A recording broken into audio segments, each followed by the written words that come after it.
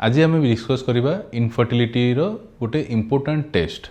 Infertility माने जदि आम डेफिनेशन वाइज जीवा जदि बाहागर गोटे रेगुलर फिजिकल रिलेशन रहिला परे गोटे वर्ष भितर आपणकर छुआ पिला हो नाहांती संतान हो पारुनी ताहाले ताकू इनफर्टिलिटी कहा जाए।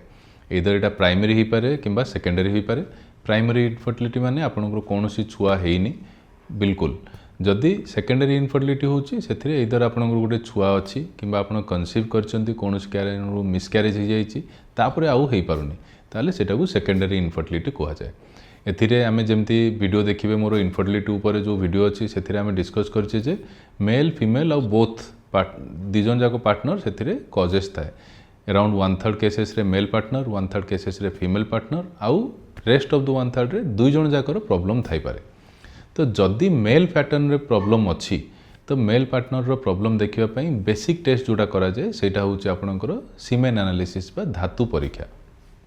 बहुत जगह रे होची बहुत जगह प्रॉपरली भी होनी किंतु गोटे प्रॉपर लैब रे जदि करिवे आपण ताहाले गोटे आपण रिपोर्ट पाइबे जोथिरे बहुत गोटे पैरामीटर्स थिबो जोटा को आपनको सीमेन रो क्वालिटी टाको आपनको कहबो जे एक्चुअली सेथिरे कोन कोन असुविधा अछि कि सुविधा अछि क्वालिटी केमती अछि से सब विषय रे।